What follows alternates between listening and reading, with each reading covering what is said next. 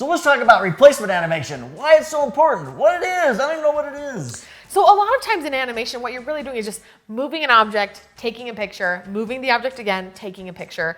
But sometimes you want to add just like a little bit more oomph to your video. Like bam! Like bam! And wham! And what you can do is instead of moving the same object is actually create a duplicate object that's a little bit different. So it kind of has like more of an animated feel sometimes because it's the same, but it's not the same. So what we're gonna do is we're actually gonna take one of these action words and we're gonna grow it and kind of create like an explosive feel. Like bam! Like bam! It's gonna be this explosive feel that we create by actually switching out small pieces of paper to bigger pieces of paper. And we'll add some like clouds and stars effects to kind of explode out of our word so that it kind of has this really nice explosive feel. But I've used this in many scenarios. I created a short film a long time ago, and in one of the scenes, there's this girl and she flies through this kind of tree and these birds fly out. So what we did is we actually created 10 birds for each bird. So 10 frames. So every time we shot the bird, it was actually a different piece of paper. So we would replace 10 different kind of cycles of the same bird to make it look like it's flapping its wings. So it really is a fun thing to use in paper animation if you want to really give a cool animated effect. So let's get started. Let's get on the table and start to animate. Okay, every time I am getting ready to do an animation and I have my background down, before I take any pictures, you really want to solidify that surface. So I will tape down the corners of everything every time I use the background. I use these wood blocks to give depth to my scenes. I think it really helps with shadow and just to kind of just give an extra layer of dimension. So we're going to put that POW on the wood block, and that is going to be our kind of end piece. It's gonna go POW. And so we're gonna start by actually focusing this. And then when we shoot the video, we're gonna start with these smaller pieces lower to the ground. They're gonna grow up on these blocks as we get larger. But what we're going to do is not really worry about the focus on these other planes because it's kind of all about growing to this moment. So it might be a little soft as we get down, but it's gonna look awesome. So let me just focus really quick. The very first frame we're gonna take is just blank. So we're gonna take our first frame. And then we're going to add in a little yellow star as our very first little addition to the frame. You're just gonna kind of aim to get this right in the middle. And then we want that star to grow in size. So we're going to add a larger yellow star. We're gonna put a little lift underneath it and then add our little yellow star.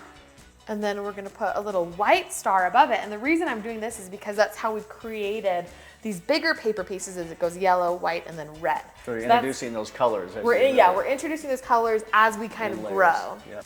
So we're actually gonna add You use 2 of them just to make it larger. 2 of them to make them larger. And a little taller. And a little bit taller. Then we'll add white to the middle. We'll take another picture. We're gonna build up our next layer and we'll take a picture. Then we're gonna take this one totally off and we're going to add this little guy in, but we wanna add in now our explosion pieces. We don't just want this to just grow, but we also want it to be explosive. So we're going coming away from it. Exactly, so we're gonna add in a little blue star. I like the white puffy clouds, so we'll do a little puffy cloud over here, and then a red puffy cloud coming out from underneath the bottom. So this is kind of gonna add to that frenetic, explosive energy that the paper is trying to give out. So let's take another picture. We'll add in just a small little guy on top. We'll add in our big paper piece right here.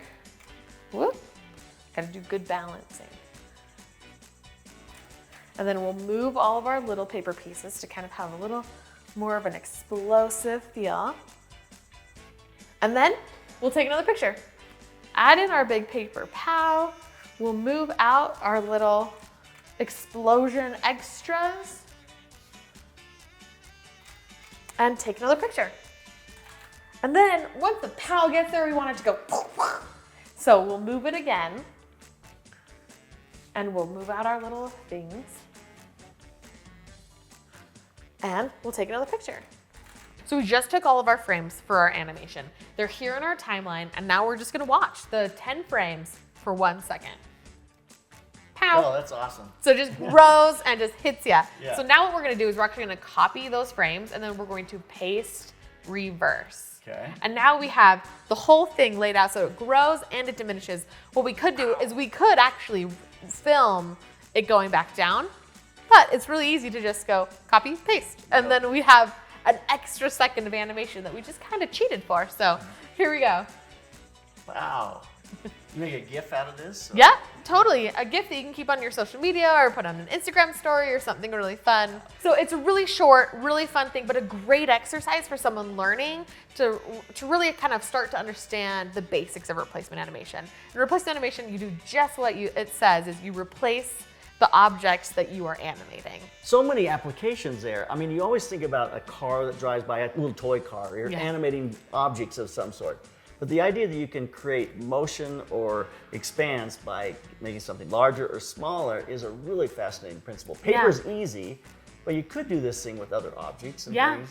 Definitely. If you have a small toy car, larger toy car, Yeah. you know, I mean, it'd be fun kind of a thing. So replacement animation is really it's kind of a more advanced technique, right? Yeah. Well, if you want to learn about these kinds of principles and much, much more, if you go to theslantlens.com, Trisha has a great download there. It's in online courses. Click on online courses, get that stop motion download. It'll teach you everything about basic stop motion into really advanced techniques and a lot of stuff like this. So we kind of things on there you really need to know. There's a lot of information packed in from years of trial and error, and I made it easy for you. I just gave you the information. So there you have it. Over at theslantlens.com, click on online courses. So keep those cameras rolling. And keep on clicking. Hey over there, hey, little help here. I'm feeling green, man. Come on, come over here. I just need you to click on the 18% gray on my Spyder checker. Come on, just go over it. Click on it. Click on it. It's gonna make me look better. There you go. Yeah, just click, click. Ah, there you go. Don't I look better? You should feel better because I look better. It's that easy. So get your Spyder checker in there by data color. It's just that easy. Shoot a few frames of video at the beginning, click on the 18% gray in editing, and you can color balance your footage. You get a great starting point. It's just that easy.